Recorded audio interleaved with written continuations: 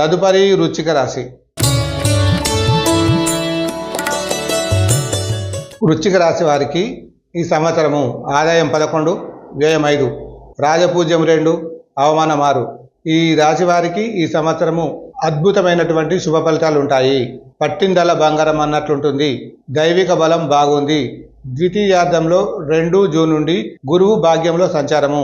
శనిపై గురువు ప్రత్యేకమైనటువంటి శుభదృష్టి.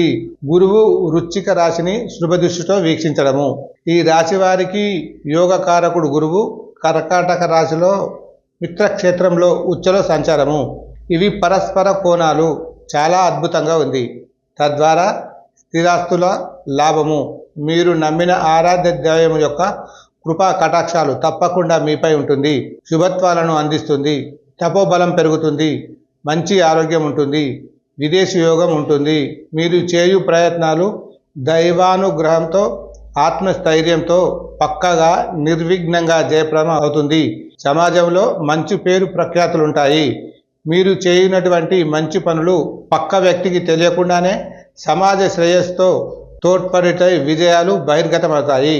శత్రువులు మిత్రులుగా మారడానికి ఆరాటపడతారు. మీ సహాయ సహకారాలు అందుకుంటారు. ప్రత్యర్థులు వ్యూహాలు చిత్తు చేస్తారు.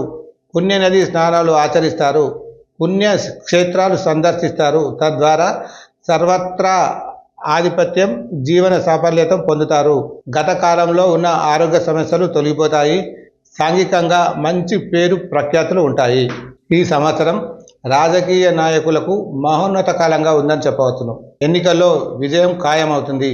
మీపై ఉన్న విశ్వాసంచే విజయం సాధిస్తారు. అధిష్టాన వర్గంచే మంచి అభిప్రాయాలు ఉంటాయి. ప్రజలచే మన్ననలు పొందుతారు. కేంద్ర రాష్ట్ర ప్రభుత్వ ఉద్యోగస్తులకు ఏ రకమైన ఇబ్బందులు లేకుండా బాధ్యతలు సక్రమంగా నిర్వహిస్తారు. పదవిలో ప్రమోషన్ లభిస్తుంది. ఉద్యోగం లేని వారికి ఉద్యోగ ప్రాప్తి కలుగుతుంది.